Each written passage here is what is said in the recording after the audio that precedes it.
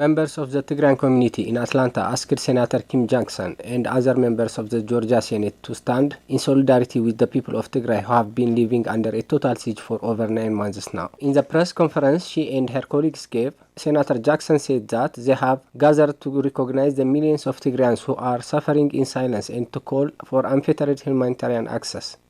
This session, I sponsored Senate Resolution 800 calling for the unfettered humanitarian access to the millions of people of Tigray region of Ethiopia.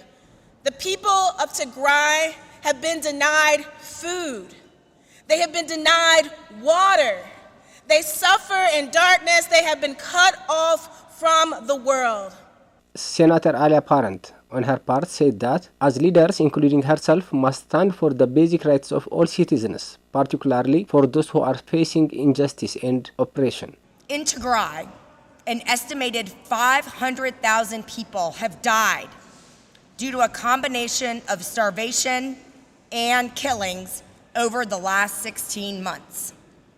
This amounts to nearly 1,000 people per day due to man-made famine and war, a truly unfathomable toll. War has prevented the passage of humanitarian aid, and as a result, starvation is being effectively weaponized against an estimated 7 million men, women, and children. Recalling the famous motto, Never Again, which global leaders pledged after the Rwandan genocide, another member of the Tigray community in Atlanta said the world has failed to keep its promise.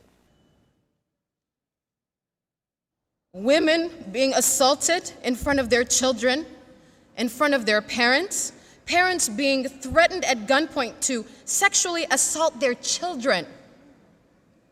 Sadistic. Metal rods and nails and trash inserted into women's genitalias and their wombs. And Tigrayan women and girls being told by their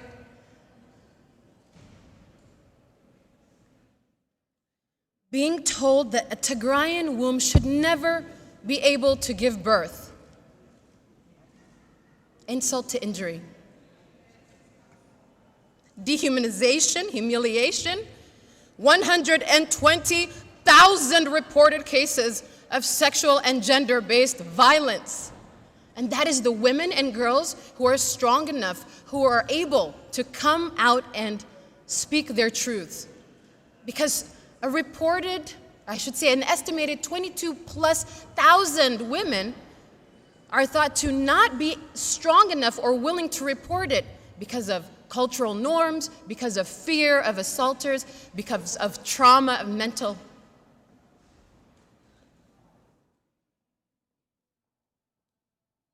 A 120,000 women. You can't tell us that rape is not being used as a weapon of war. And that is a war crime.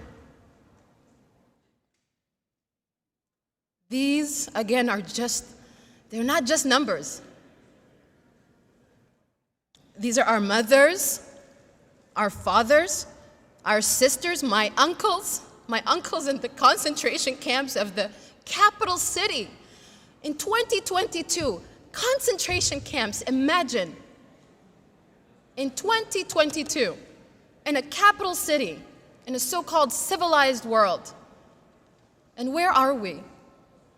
Where is the world as the people of Tigray are perishing? And again, an estimated half of an entire civilization said to have perished if something immediate does not happen. If the world does not stand up and say, never again. Remember that? Remember you promised never again? Why doesn't that apply to my family? Senator Kim Schofield sent her 5-word message to the U.S. and urged to stop humanitarian crisis that is happening in Tigray. 5 words for you. Can you hear us? If the United States stands by and does nothing, shame on you. The Tigray community in Atlanta reiterated that the time for action to the international community is not tomorrow or next week, but today. It's time for action now.